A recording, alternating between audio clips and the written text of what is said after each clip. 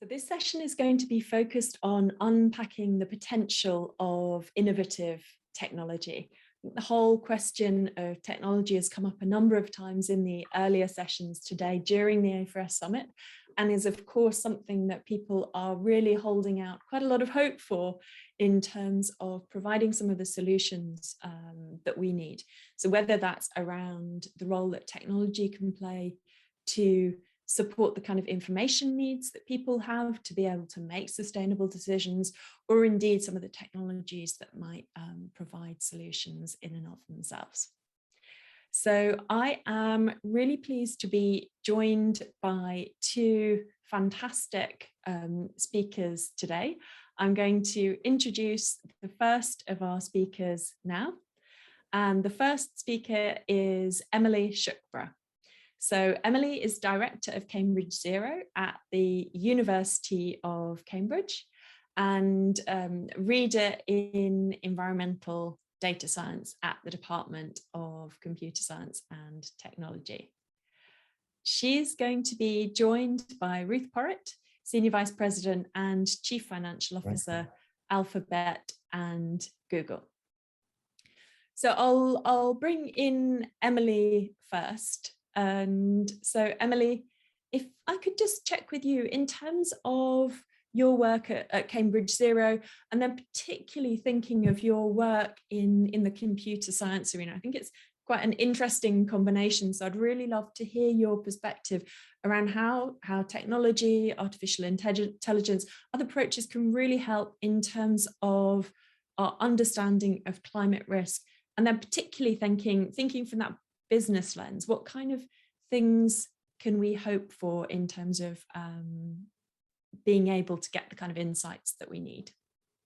Yeah, thank you, Jessica. So, I mean, let me talk about the two aspects that you raised in your introduction there about how technology can play a role in terms of providing information to help shape the responses to climate change, and then also how technology can help play a role in terms of those responses, in terms of the solutions themselves.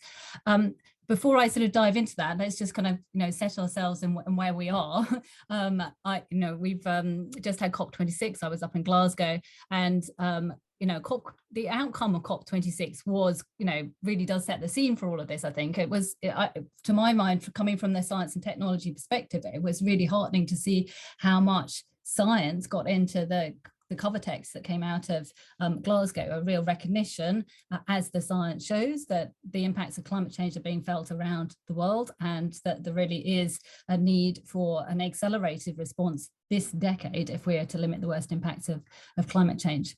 So in terms of looking at how information supported by technology can help shape the responses. Obviously, one of the key ways in which we think about climate related risks is under the framework of the Task Force on Climate Related Financial Disclosures. So thinking about physical transition and liability risks in particular. We're doing a lot of work in Cambridge to use technology to better quantify and characterize particularly those physical and transition risks, but then that obviously also feeds into characterizing the liability risks.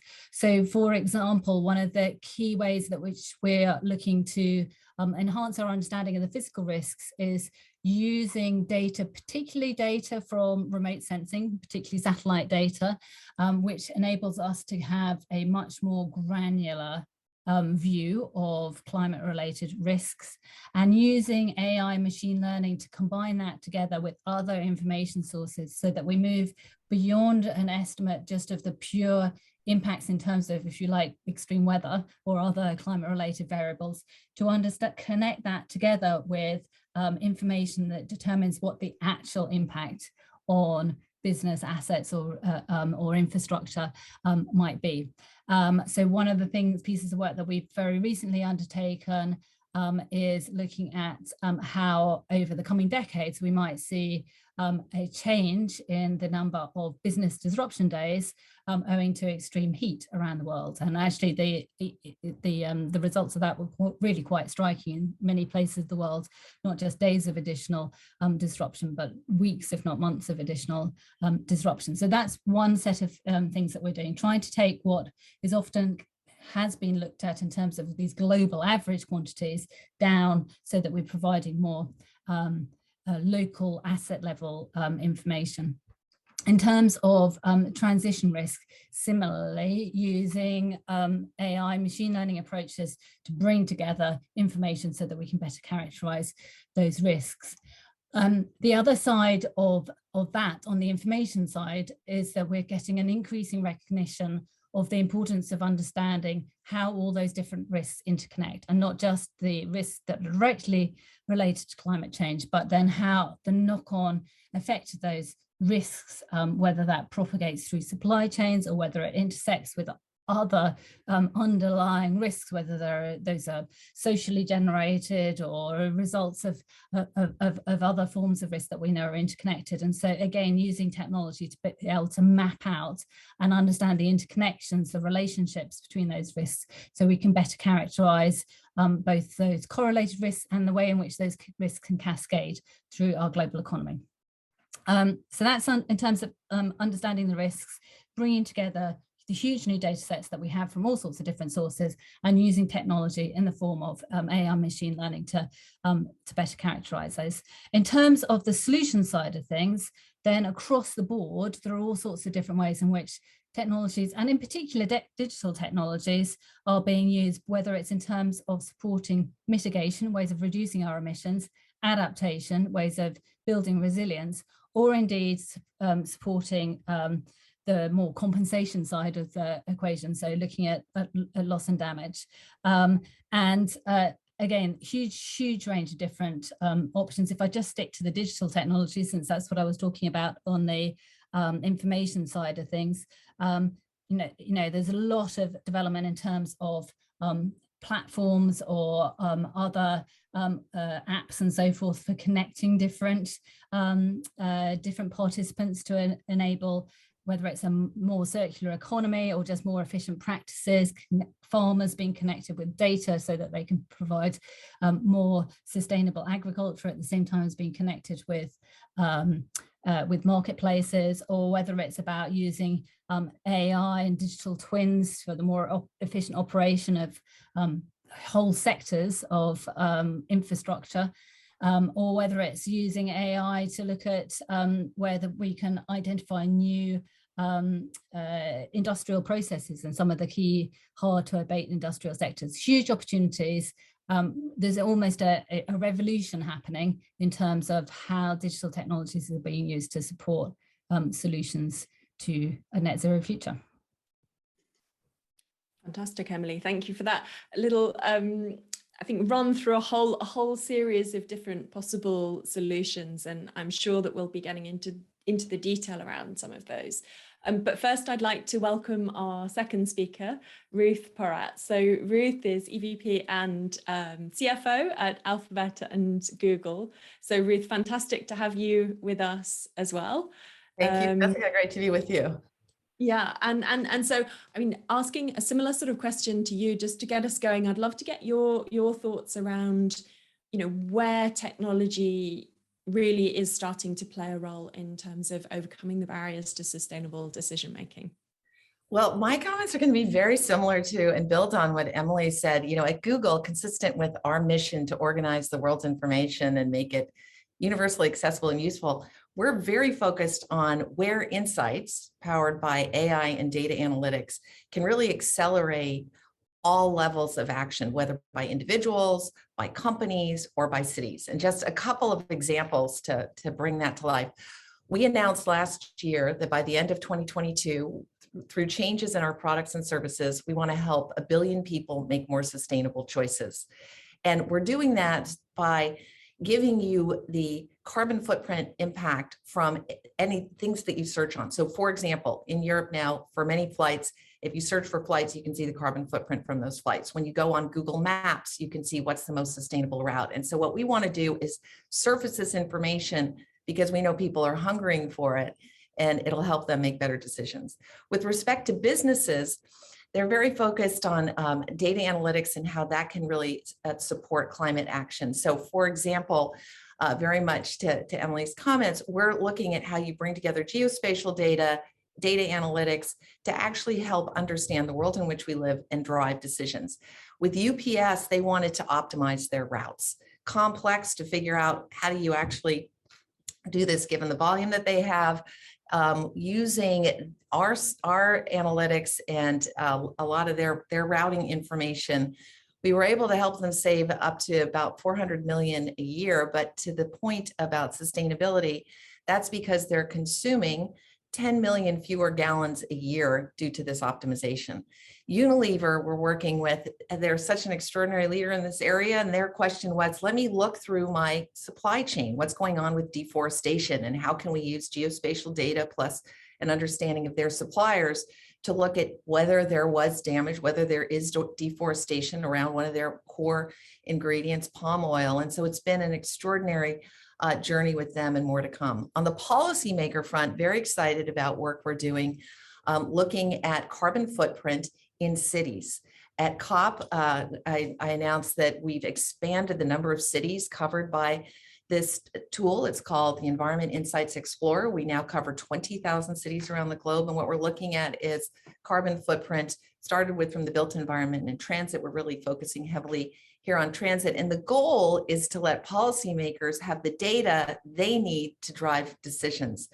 So I could go on, but the main point is that data analytics, the power of AI, geospatial data, completely agree. You can bring them together and have substantially greater insight into what kind of impact you are having and where you need to step in to mitigate. And we're excited about where this can go in the work that we're doing with our partners. Fantastic. So I think that's some really good thoughts to get us going. I'd love to start looking. So both of you have touched on climate. Now, during the discussion, I think we can come on to some of the other issues, but maybe sticking with climate change to start with. You've both highlighted a few different ways that businesses, cities, others are really starting to have the kind of underlying information that they need. And that was definitely highlighted earlier in the day, you know, data as the biggest gap.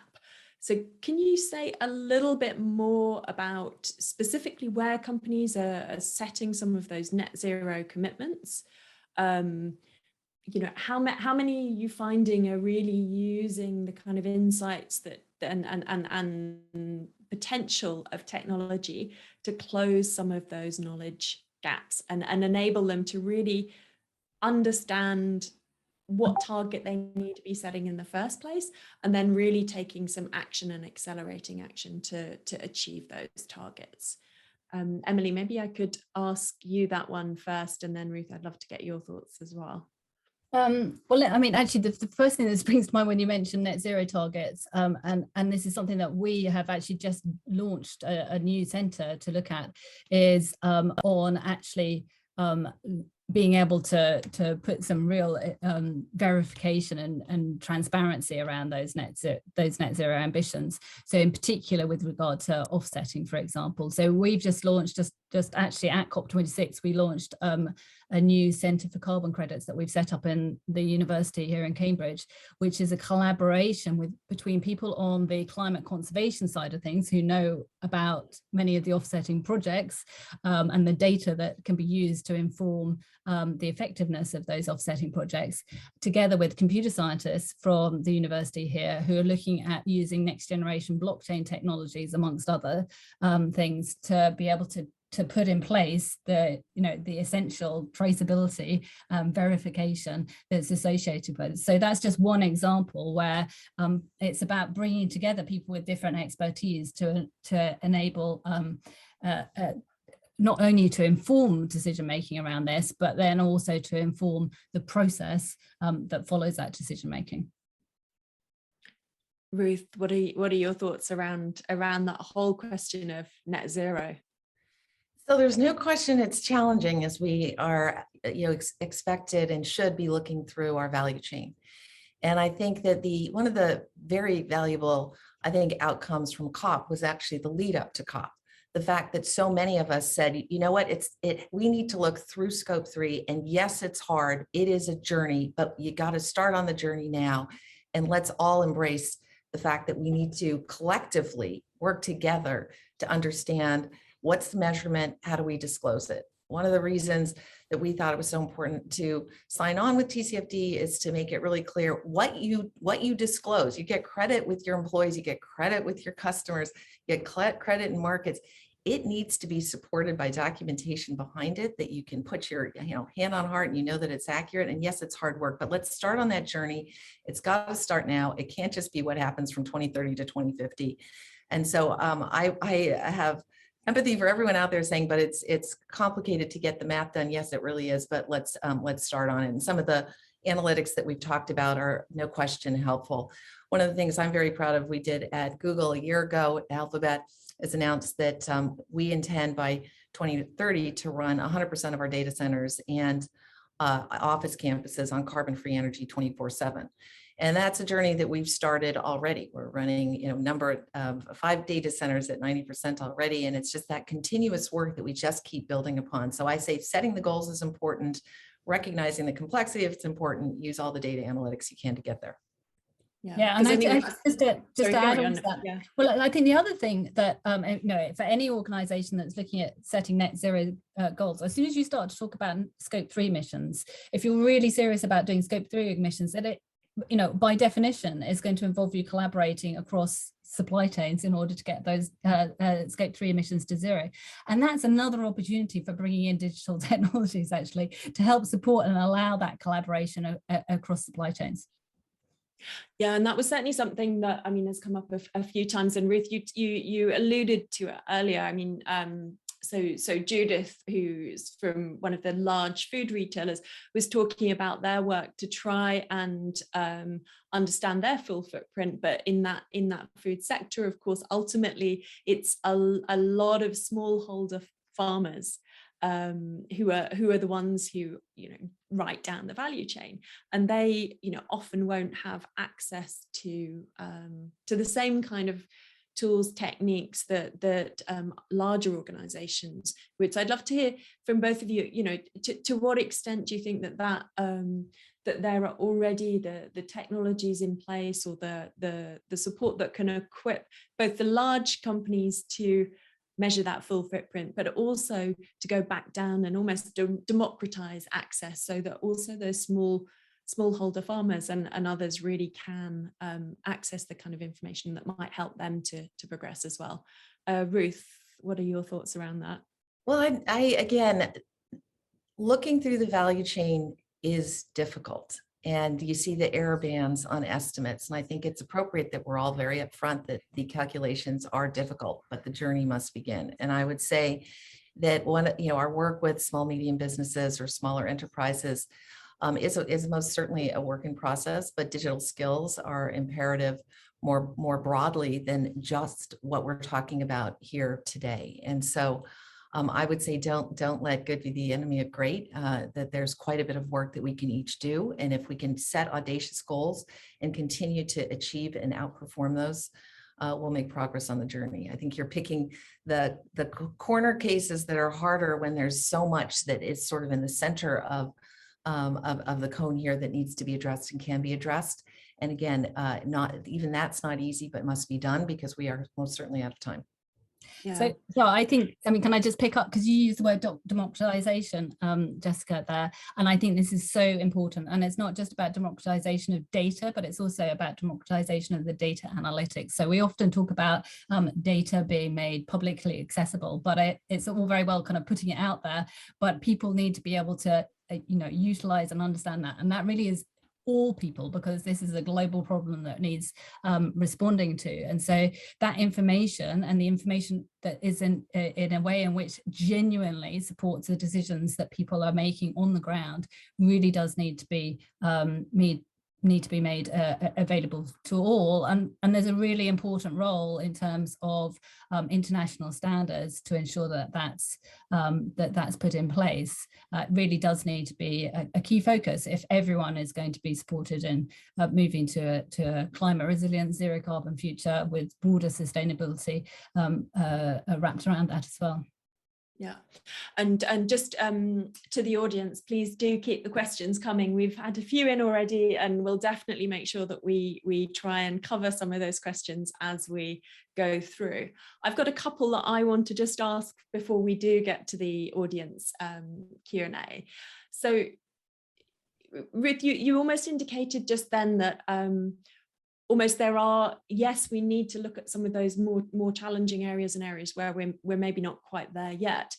But if I understood you right, you were sort of suggesting that actually there might be some low-hanging fruit. So some areas where we could really focus on now that would help to drive a leap forward. I'd love to hear what you see as those quick wins in terms of things that we could really be focusing on in the next few years. Well, when we looked at it for Google's operations, we said, let's set some audacious goals, some near term, some longer term.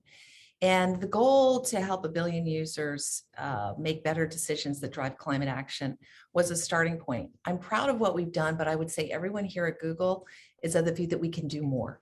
And I think the beauty of being on this journey is, yes, it's fantastic that now there's an awareness when you search, you can start to see carbon footprint. Well, how do we continue to build that to make that the most robust journey? And what does that mean for all of us running companies when there's more information about what's our impact on the planet? I think it motivates us to each operate at a higher level. So that's an example of a near-term win, the 24/7 carbon-free energy. We became carbon neutral back in 2007. In 2017, we said we wanted to match 100% of our energy consumption with renewable energy. We thought it would take us until 2020 to get there. We were there by 2017. The interesting element in that was that instead of it getting more expensive to buy renewables, because there was a big demand out there, we shifted the supply curve, and we actually saw that we were catalyzing more, all of those who were on the supply side, both wind and solar. And so by putting these big statements out there, we actually were able to reach our goal a number of years early. And so now, as I said, we're running 5 data centers, 90% carbon-free energy. We're about 2/3 overall.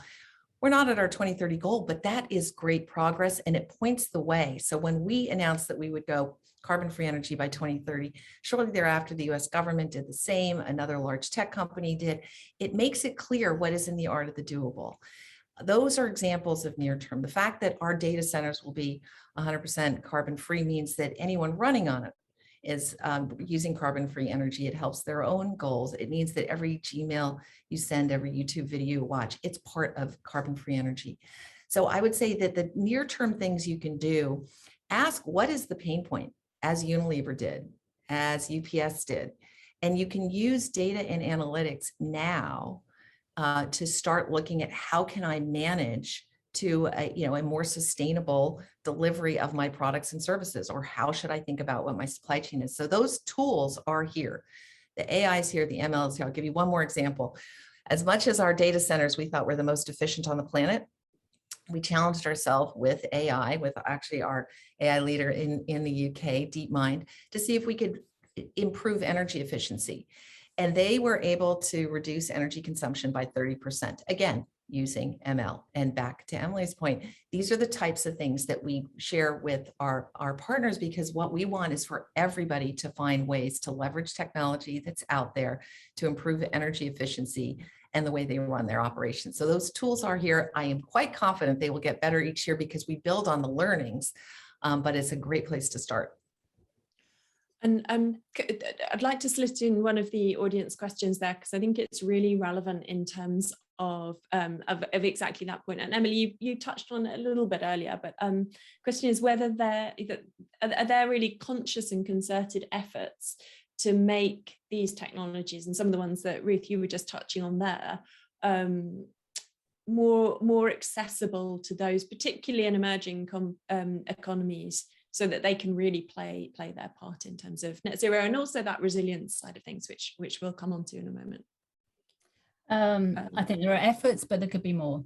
I really think that there's, as we increasingly start to see the impacts of climate change or of other challenges associated with sustainability around the world, then in the first instance, building the response to that, building resilience to those, requires information. Otherwise, we're going to be maladapting to those changes.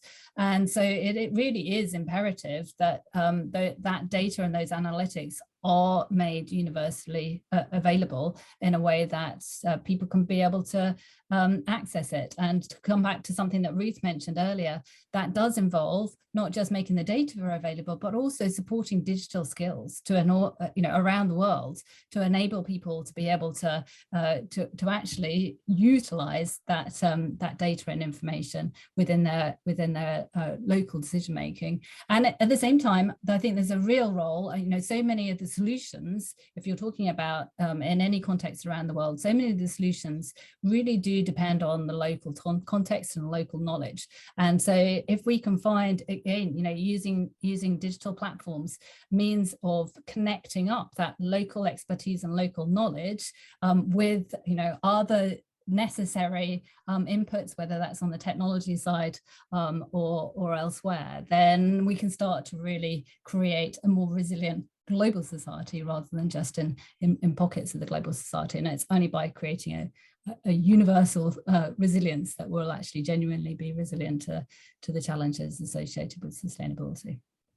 Yeah, I would just add there that I'm really glad that you're framing this as both mitigation and adaptation, because sadly we're out of time and need to be focused on both at the same time, in particular in many emerging markets. And one of the things that is very inspiring for our AI researchers, engineers, is focusing on how we can use AI to help with that very important question of resilience. One of the areas, as an example, is to look at floods. 250 million people around the world affected by floods, in particular in emerging markets. And so the question is, how can we do early prediction? Any sort of early warning sign that you're in the dangerous path of floods can be a lifesaver. And this work was motivated after one of the tragedies in India. And they've been very focused on India and Bangladesh and what we can do to help with these early warning systems, and then taking those learnings more broadly. And so the concept of AI being this tool that we use a lot, partnering up with our .org organization, how can we use it to address some of these real pain points, I think is motivating, I would say, for people here internally, and I think critically important that we're doing this collectively. Yeah, and that links into one of the other audience questions, which is focused on where some of the best opportunities for AI are, whether it is in the questions touching on working towards net zero, but I guess tackling the climate crisis more broadly. Are there any additional comments that either of you would have specifically on that? Well, this is a bit off topic, but your point that we're talking broadly about sustainability, I want to lens out a bit. One of the things that we're very excited about when we look at what AI can do is it's not just democratizing the tools needed to address this existential threat to all of us, climate change, but we also see AI as being invaluable in democratizing healthcare. And so if there are people who are asking the question out there about where else is this being applied, one of the things that I was very proud of that we did here at Google is found that we could, with AI, detect very early stage metastatic breast cancer and lung cancer. And this becomes a tool that can be used. One doctor said to me, it's not artificial intelligence, it's augmented intelligence. And as somebody who has actually survived breast cancer twice, I went to my oncologist and asked him, is this as good as it sounds? And he said, it's the only way we will democratize healthcare is if we can leverage technology. And so I think the application of AI to some of the biggest challenges that we have on the planet is in front of us, and is an opportunity and a responsibility. I'd love to get any additional comments from both of you to be broadening it out, because we've touched a lot on climate change, but sort of two dimensions within that. I mean, first, Ruth, I'd love to get any other examples of some of the broader, the session just before this was touching on social and human capital. So any examples there, but then also how technology can help to join the dots. I think we know that no one of these issues is isolated. So something like, you know, the whole question of diversity, equity, and inclusion, often it is those communities that are excluded that often have the greatest impacts from the climate crisis. We know that obviously the physical risks of climate change have you know, devastating impacts on lives and livelihoods, but then there are the broader issues like health, and we're in the middle of a pandemic, so you know, clearly particularly relevant. So Emily, oh sorry, Ruth, you go first. Yeah. Oh, well, it's such a great question, and I think COVID has put a spotlight on exactly your point, which is the most disadvantaged were the ones who suffered most in health, education, jobs. So that, you know, that is precisely what we are dealing with on a sustained basis. I would say the way we look at it, and actually I was quite intrigued, Emily already brought it up, is the importance of digital skilling. You know, data here in the US, 1 in 3 small businesses said they would have failed during the pandemic if they did not have digital skills. When I look at the topic of climate change, how can we responsibly ask people to give up jobs in old industries if we're not showing them new industries and giving them the skills for new industries? We ask ourselves, why do we have polarization in society? Well, go back to this gap, and how do we ensure that everyone has the opportunity to participate in the high-paying, exciting, personally rewarding jobs of today? So I've opened a number of digital skills training sessions, and I would say each time what really strikes me, and it doesn't matter if I'm in Europe or I'm in the States, wherever I am, it's the same thing. It's not just the skills training they got. What I hear over and over again is, I got confidence that I can be a high performing person in the jobs of the future. It's the confidence point that is very exciting as well. And so digital skills training, I think, is important. It is the back, you know, it enables small businesses to thrive, to survive. It is the skills training that individuals need. We've trained 17 million people across Europe, the Middle East, and Africa. And I think it is a door opener for life. So to me, that is one of the key elements, but your point is spot on. All of these issues are interconnected. And that's why I brought up health. It's like, how are we able to access technology in a way that addresses the multiple issues ahead of us? Emily. Shall I give you a couple of examples? Because you asked, you know, a couple of examples beyond the climate area. So one example that I could give you is in terms of looking at urban development or peri-urban development in many developing countries. They're usually very unplanned, informal settlements that have a huge range of challenges associated with them. And one of the most difficult things associated with supporting those informal settlements is a lack of data across, you know, if you think about the sustainable development goals across every single aspect of the sustainable development goals, for example. And so what we're increasingly looking at is how we can combine together data that might in some instances come from a remote sensing, particularly satellite data, together with on the ground house-to-house surveys, and combine those together using, you know, AI machine learning type algorithms to integrate those different data sets so that we can provide more information on those you know, critical development issues.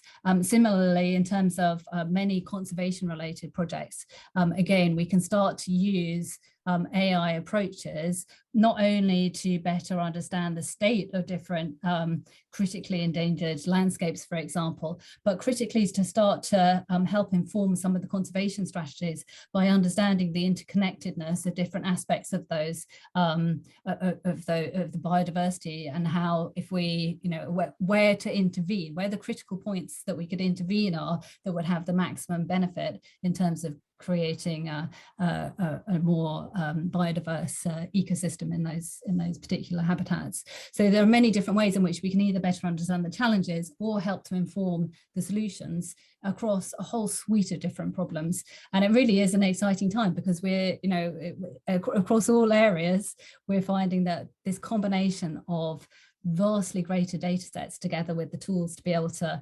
integrate and gain information out of those data sets is completely transforming what we can do. Yeah. And so picking up on that question of skills gaps, I mean, how can we more rapidly close those skills gaps? Because I think that's coming out here. It's in many different areas around the sustainability, but also many other areas. If we're going to have that right mix of skills, and that's going to be critical. So Ruth, coming to you first, how do we really accelerate understanding and knowledge and then uptake?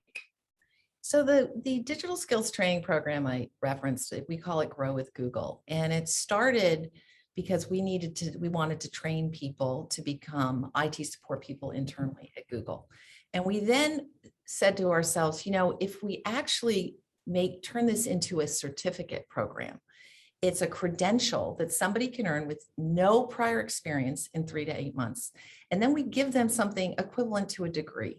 And then we said, if we actually create a consortium so that it can travel to a number of companies, it becomes even more valuable. We have over 150 companies in the consortium today.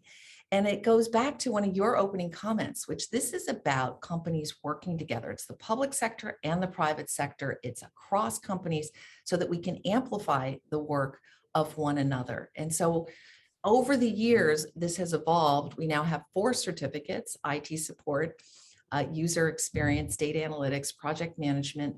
You can get the certificate, as I said, with very little training. Notably, one thing that we're excited about is most of the people going through the program are from underrepresented groups. And this is a transportable diploma. We need to find, as a society, more efficient ways to get people trained for the skills of the future. And so that's the way we've been looking at it. And we think it's a really exciting and important basically movement to get people to get the training that is needed. And going through the pandemic, I just think was a preview to the kinds of crises that we're very likely to have again. We want to make sure that individuals and small businesses can pivot. I mean, why were 1 in 3 small businesses of the view they would have failed without digital skills? Because they were able to pivot and meet their customers where they need it. It was the same with governments. They were able to pivot and deliver critical social services because they were using digital skills. So this is just one of the key elements, but each one of us, I think, has an opportunity to find something that is idiosyncratic to our company that can help address this issue. For Google, it was natural doing digital skills training. I'm sure there are many who are on this call who are thinking of alternate ways to similarly address the social need. Yeah, and so Emily, you're obviously a professor at a university. So what's your perspective then on? Yeah, no, I was going to say, so both in terms of digital literacy and actually in terms of sustainability literacy, then we very much from the University of Cambridge think about it as a complete lifelong learning journey. So we see our role as a university as being much more than just to educate our own students. So we're very much looking at how to engage with schools, because it's so essential to put both that digital and the sustainability literacy into schools' agenda. We look at our own students, but then we also look after our own students, either in terms of professional development or in terms of more general adult learning and how we can contribute those sides of things. And then in terms of our own students, some of those are students who are very particularly specialized in this area. And for those students that are very particularly specialized in this area, the key thing is that there's a real need to bring together both the computer science expertise together with the domain knowledge, and it's really by bringing those two together in intersection and ensuring that we have people with the right background in order to be able to capitalize on some of this exactly the areas that we're talking about. You need to have an understanding of both. So I actually lead a very large PhD program in Cambridge, which precisely draws in students either from a computer science background or from an environmental science background, gives them a common basis of graduate courses to upskill them in the relevant areas, and then provides a really strong platform for them to be able to go out and develop research in association with that. And we're just building on that to to the next level, so that as they exit that program into doing postdoctoral research, we're not only supporting the postdoctoral research, but really importantly, we're supporting that with research software engineers who can really accelerate the progress associated with that. So it's something that we're really thinking about at the moment. How can we support what is, you know, a hugely growing industry, frankly, that is going to be, you know, increasingly dependent on these technologies going forward. Yeah, and one of the things linked to that, Emily, you're touching there on the people with that science background, so the environmental side of things, with the digital and the computer science. How, Ruth, and I'll ask you this one first. From a finance perspective, how does finance fit into that equation, and whether it's, you know, thinking of your own finance team, and where might there be the need to incorporate some of at least the awareness in these kind of areas within finance professionals, but then also given your background prior to Alphabet and Google in that investor community, I'd love to get your thoughts on what investors are focusing on in this area, and how much they're really leveraging some of the technologies we've been talking about. Well, I feel like I could take your question in a lot of different directions. So a couple of points quickly. Number one, we are using AI, machine learning, in our finance team for basically the opportunity to bring together a lot of data sets and see trends much earlier. So our business intelligence function does rely on machine learning. I think it's been fantastic for us, and would love to share it with anybody who is interested.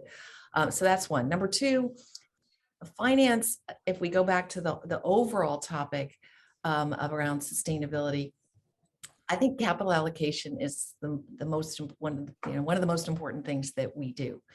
And I think it's that whole mantra, don't tell me your value, show me your budget, is completely right. If we are saying we care about sustainability, then make sure that you are setting it as corporate goals. What are you doing? How are you resourcing it? Are you actually making progress against this? And it is our opportunity as finance professionals to ensure that it is part of the overall agenda, near term and long term, and what are we actually doing?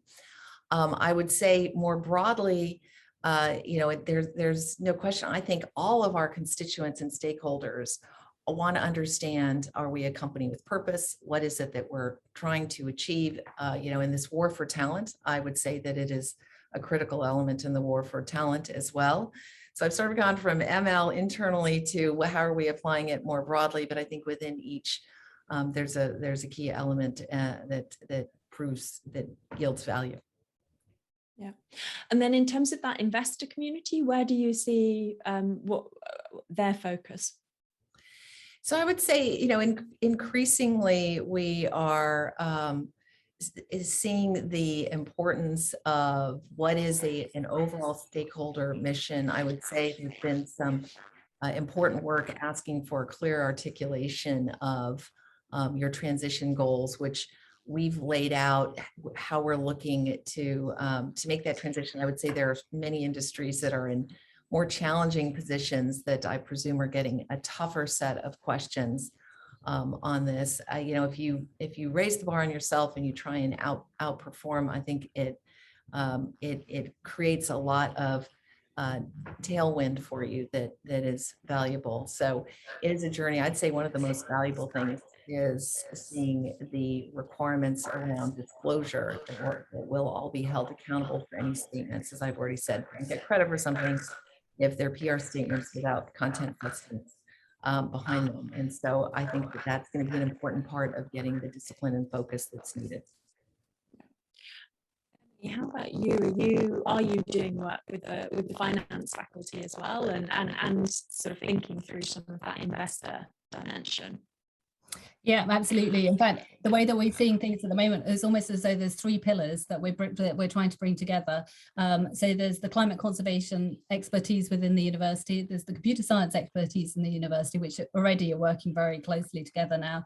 And then there's the finance, which includes, on the one hand, the business school, and on the other hand, actually the university's own endowment fund and the investors associated with that. And so we're working very closely to bring those three pillars together, and see huge opportunity in doing so. In fact, actually just earlier today, I was speaking to the university's endowment fund, presenting to them. And one of the challenges that they see is about trying to understand how to quantify within the private equity sphere some of these challenges. So there's just so many opportunities, I think, for really building out new tools and metrics and approaches where we can draw in on the university expertise, in that capitalizing on machine learning and AI, but also on the domain expertise. It's exactly what we were saying in terms of the skills agenda as well. It's bringing those skills together and then applying them in the finance area. But unless you have that insight and knowledge of the finance, then you don't know how to map across that data. So it's about connecting everyone together. And if I could just add on that, I think one of the important elements of AI, it's like anything, start on the journey and incorporate it in your business. And in my view, what we're finding is that it opens up new ways to stay close to customers. So it's a revenue opportunity. I've already talked about some of the efficiency opportunities, the work we did as an example in our data center. It enables you to operate with a higher level of efficiency. I described it also within our finance organization, the ability to see these trends quickly and manage them. And that takes me to the last point, invaluable in risk analytics. And so if you think about how do you take these large data sets and you're trying to see what are outliers, starting on that journey just enriches the way you think about the opportunity for your business. So my view is that one of the most important elements in thinking about companies that will actually thrive and do well is thinking about how they incorporate these tools and analytics into their own business. It's true for their daily operations. It's true for their ability to address these very important sustainability objectives. You've got to start on it, and then it may be a baby step today, but you'll be able to continue to build on it. It will open new doors that you didn't know you even had. Now we're starting to head up against time, but I'd like to ask you both two final questions. So the first one around innovations. And we've talked a lot, which is, I think, is given the urgency of need for action. We've talked a lot about some of the things that are happening here and now, and some of the things that really people need to be adopting. But what kind of innovations are you most excited about that you can see maybe into the medium term? Ruth, coming to you first. Sometimes the most exciting innovation actually is the one in front of us because we've just started to scratch the surface of it. And so I think that, as an example, the work that I was talking about using geospatial data to understand through your supply chain, really exciting. And I think that we're only at the beginning, and the more companies who get involved in using the data, you'll be able to actually put together the pieces of the puzzle because it's similar value chains that we're working through. If you want slightly more out there, we have what's called our Moonshot Factory. The goal is to really try and 10x thinking, and they're looking at things like how do we increase basically the utility of soil around the globe? Again, geospatial data of all of the earth in a time where we're seeing climate change reducing the ability to actually grow crops around the globe. And so if hunger is going to be one of the fallouts from climate change, what is it that we should be thinking of? We're working with seed manufacturers to understand how do you actually basically get greater ROI from soil so that you can feed people. We're also looking at the ocean and what are some of the opportunities on the ocean and critical part of saving the ocean. So there are a lot of different ways. Again, they all build on AI, but we're just looking at different pieces of the puzzle. Those are stay tuned by definition. If it's in the Moonshot Factory, they're longer term, but there are things right in front of us as well. Yeah, fantastic. Emily, how about you? Oh, I don't know. There's so many. It's like a pipeline. As Ruth was just describing, was some things that are already, actually happening and about to move off the lab benches into real world deployment and scale up, and some things that are at an earlier stage of development. And literally, it is across every sector that needs to happen. So whether that's in terms of new battery technologies, and AI machine learning can feed into all these different elements, whether it's in terms of looking at the development of zero carbon aviation, or whether it's about building on some of the things that Ruth was just talking about in the farming community. One of the things that we're looking at is working really closely with key agricultural communities to look at how to evolve the land management of those regions in a way that's beneficial for climate and for biodiversity more generally, as well as for those populations that live and work in those regions.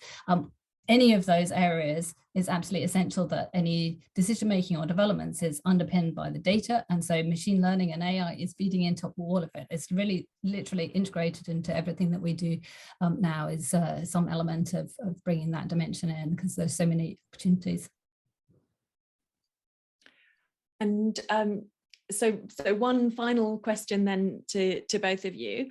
If you really had to hone in on, one area of focus, one key action that you would like to see over the next 12 months, where you think that the biggest progress can be made. Now, that might be connected to climate. It might actually be on some of the social dimensions of sustainability we touched on, or some of the broader environmental issues, or helping one of the particular communities you might be working with, whether it's customers or suppliers of the value chain point, or a particular technology. So whatever area of focus or action that you would really want to call out. Ruth. You make it so tough to pick just one. I would say, given the reason we're all here together and the extraordinary work of A4S, I'm going to go to that part of what are we doing here. I think that we think the planet is the biggest moonshot that we all have responsibility to care for. And we are out of time. And so the most important message I would say is we each need to set an audacious goal, hold ourselves accountable, disclose it externally, mark to market our progress against it.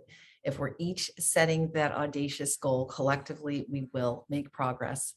And we're out of time, so we need to do it. We'll all continue having those audacious goals for our business, and we will execute against them, and that is fantastic. But we've got to make sure that we're taking care of the planet. Emily, how about you? Well, I really support what Ruth just said about audacious goal. I think it's not only that really, challenges us to move further, but I think that actually I've seen repeatedly how it just unlocks creativity. That's the route to unlock everyone to get excited and want to engage and think of creative, innovative solutions. So I think that's really important. On a much more mundane and boring tone, I think that one thing that's also really important, we've been talking throughout this conversation about digital technologies and the opportunity for AI and machine learning to play a significant role in all of this, where there's still a gap that really is critically important to close very urgently, is around standards and verification, certification for some of the data and products that come out of that, because unless we have those standards and the interoperability of the data, then we simply are not going to be able to unlock that data and the value from that data as much as we might otherwise be able to do, unless we have the relevant sort of certification or other verification standards associated with it. Then we won't be able to trust the data or the information that comes out of that data in the way that is absolutely essential for decision making. So that's the kind of more boring thing that I think is really important that we get in place in the near term. But I completely support the audacious goal and the importance of that. Well, if I could add to you, Emily, when we talk about moonshot thinking, and have written a bunch about it, 10x thinking does get people to understand that we're expecting the impossible and they rise to the challenge. And I would say at this time when people are questioning, is it the great resignation or the great reshuffle? I'm in the camp that a large part of it is the great reshuffle. People want to work for companies with purpose, and that setting these audacious goals has that added knock-on benefit. It's what our teams are looking for. Fantastic.